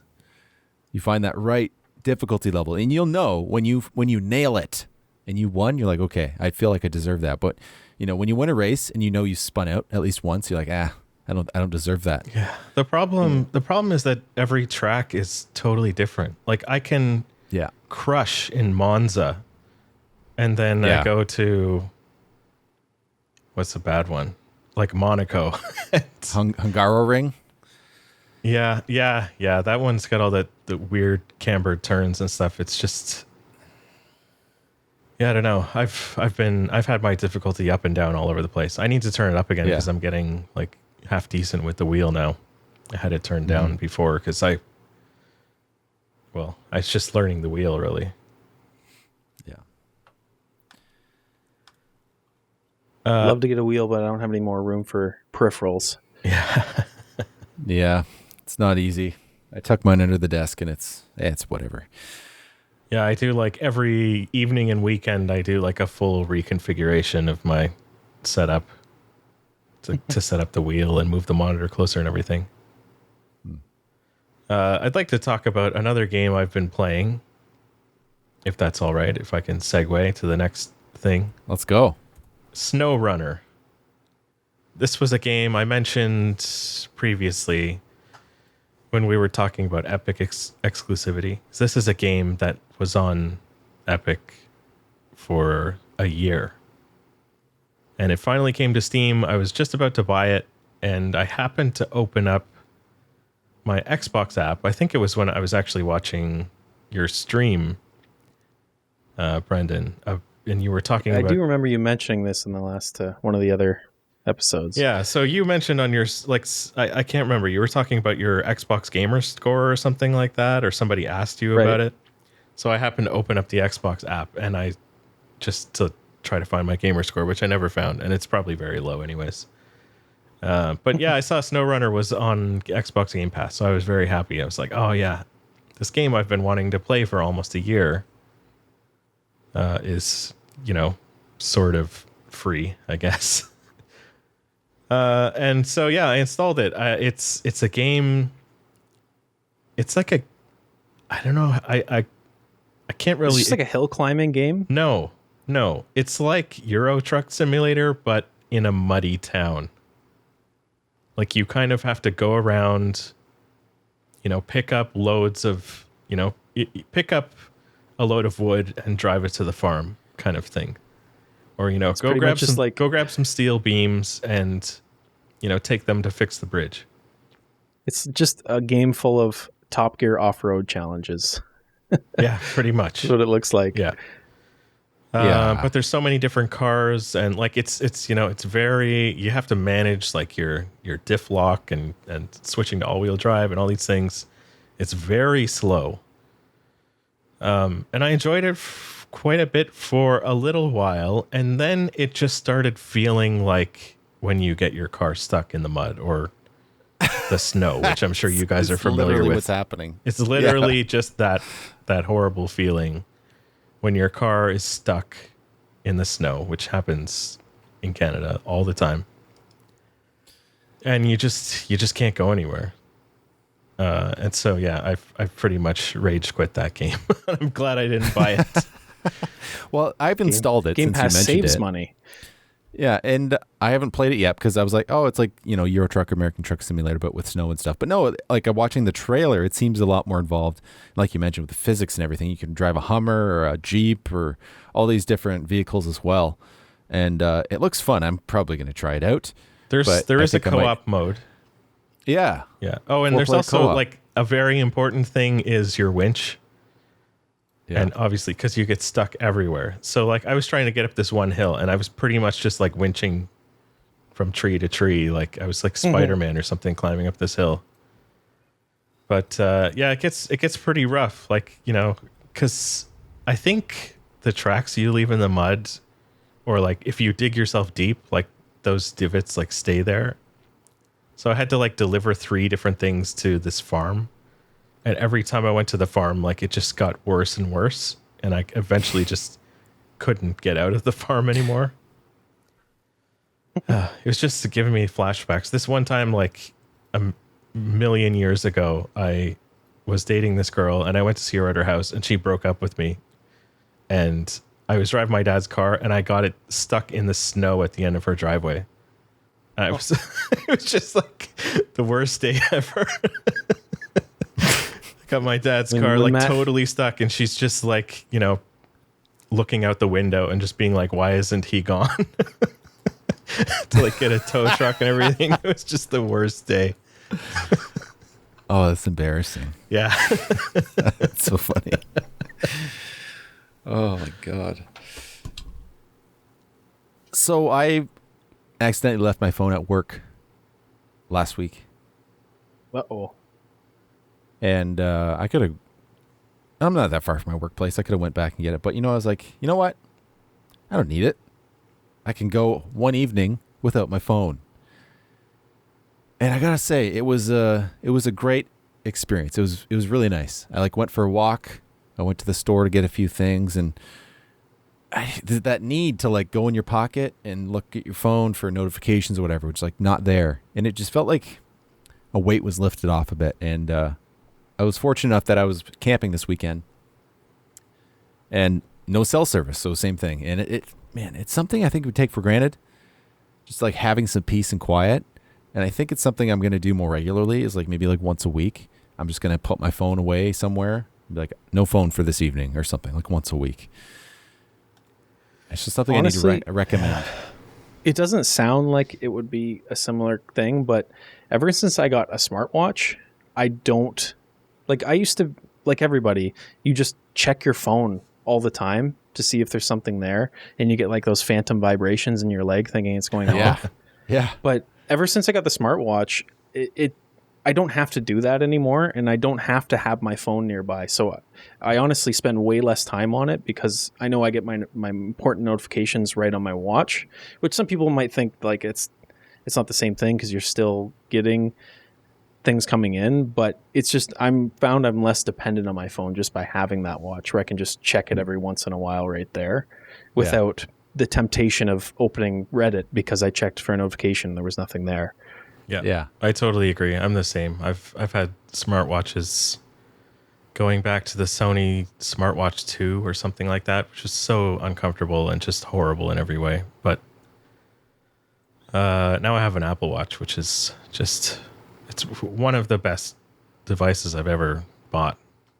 It's I hope they come up with something equivalent on Android eventually. Yeah. My girlfriend got a new watch. I don't know what brand it is. It's compatible to Android, but it looks a lot like an Apple Watch. Like they're getting there. Because I remember like the Samsung watches that were out like 5 years ago. They were just really chonky. Not really that great. So it looks like they're getting better at least. Fitbit maybe? I think Fitbit is doing pretty well. Yeah. I have a Samsung one and it has come a long way for sure. Like this thing's awesome. I wouldn't say it's as usable as a Apple Watch, not even close, but it gets the job done for me for sure.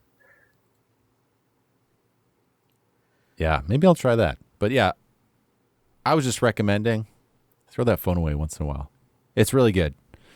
Yeah, I think my Apple Watch is a few years old now. I might get a new one this fall, and I might get the cellular version.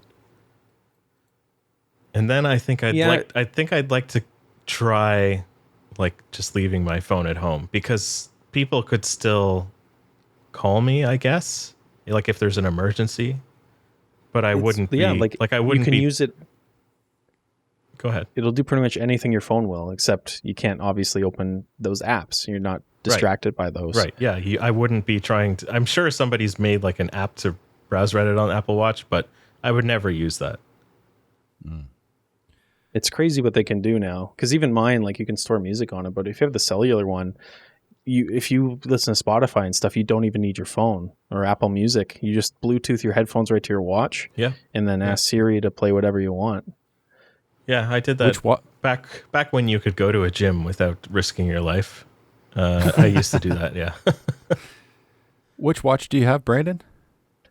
I have a Samsung Active, I think Active 2, which you Okay. can get a cellular version for. Just my carrier doesn't support it for whatever reason, just the Apple Watch.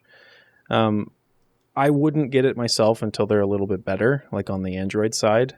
I just don't think it'd be worth the price. But yeah, it's cool that you can do those cellular now. I think my girlfriend has the same one. It's Active 2. I think so. Yeah, they're nice and small and not too expensive. Like the pricing on some of these things is crazy. Like the Apple Watches, the high-end ones can be like as much as a phone. I think they actually have like, at one time they had one that was like $10,000 or something ridiculous. Oh, because it was made of like solid gold or something like that. Yeah. Jeez. But Well, yeah, there's something else. Sorry, go ahead, Matt. no, I don't really have anything else to add. I'll say there's something else Apple-y that you've experienced recently. Yes, I've experienced a large vacuuming sound from my bank account. Yeah, I got an iPad Pro 12.9 inch, the new one with the M1 chip and everything, and the Pro That thing is so cool. XDR display. It's apparently like a reference monitor, like it's a very, very good screen.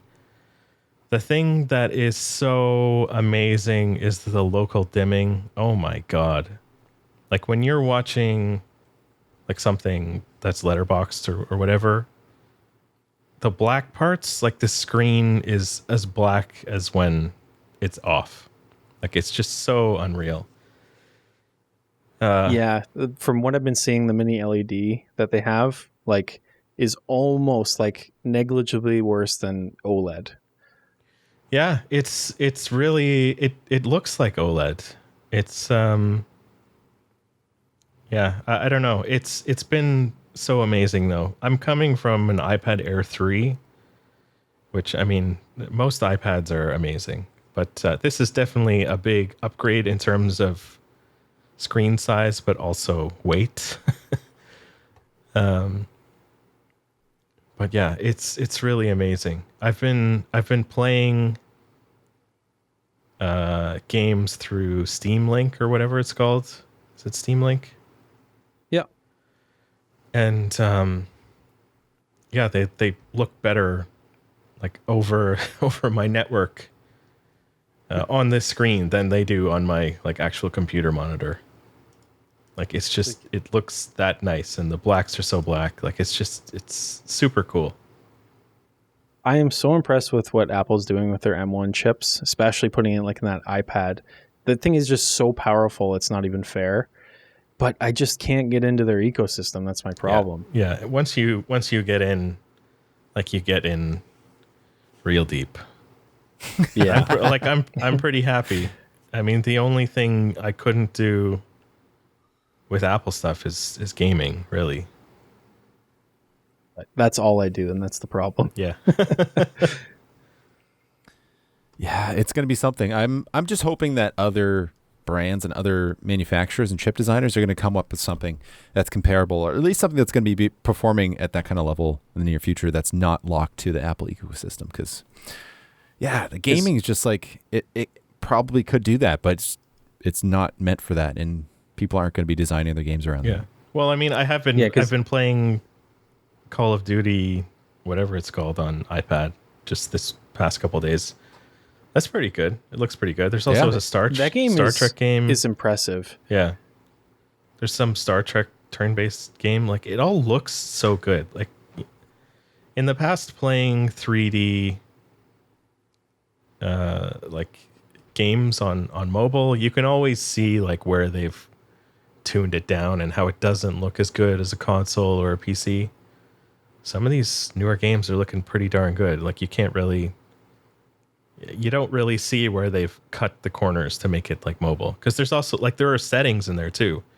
Like you can set the reflections and frame rates and like all these different things within this game. So if you have a high-end device like this one, you can, the game looks really great.